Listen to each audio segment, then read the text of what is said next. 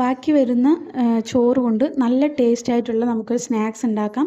അതിന് വേണ്ടി ഞാൻ കുറച്ച് ചോറ് ഒരു പാത്രത്തിലേക്ക് ചേർത്തിട്ടുണ്ട്. ഒരു സവോള, 2 പച്ചമുളക്, കുറച്ച് മല്ലിയില, കറിവേപ്പിൻ്റെ ഇല, ആവശ്യത്തിന് ഉപ്പ്, അതിനുശേഷം ഒരു 1/4 ടീസ്പൂൺ അളവ് മഞ്ഞൾപ്പൊടി, 1/2 ടീസ്പൂൺ മുളക് പൊടി, 1/2 ടീസ്പൂൺ ഗരം മസാല, 1 ടീസ്പൂൺ അളവ് ഇഞ്ചി വെളുത്തുള്ളി പേസ്റ്റ് ചേർത്ത് കൊടുത്ത് ഇനി ഇതെല്ലാം നല്ലോണം ഒന്ന് കുഴച്ചെടുക്കാം. അതിനുശേഷം ഞാൻ ഒരു ഉരുളക്കിഴങ്ങ്, വേവിക്കാത്ത ഉരുളക്കിഴങ്ങാണ്, ഒന്ന് ഗ്രേറ്റ് ചെയ്തെടുത്തിട്ടുണ്ട്. അത് ഇതിലേക്ക് ചേർത്ത് കൊടുക്കുക. ഇനി 1/2 ടീസ്പൂൺ അളവ് പെരിഞ്ജീരകം, 1 ടേബിൾ സ്പൂൺ അളവ് പച്ചരി മാവ്, 2 ടേബിൾ സ്പൂൺ അളവ് കടലമാവും ചേർത്ത് കൈകൊണ്ട് നല്ലോണം ഒന്ന് കുഴച്ചെടുക്കുക. ഇനിയിപ്പോൾ റെഡി ആയിട്ടുണ്ട് മാവ്. ഇനി നമ്മൾ പരിപ്പ് വടയുടെ ആ ഒരു ഷേപ്പിൽ ഞാൻ കയ്യിൽ ഇതേപോലെ പിടിച്ചെടുക്കുന്നുണ്ട്. അതിനുശേഷം ചൂടായ എണ്ണയിലേക്ക് ഇതേപോലെ ചേർത്ത് കൊടുത്തിട്ട് 2 സൈഡും ഫ്രൈ ചെയ്തെടുക്കുക.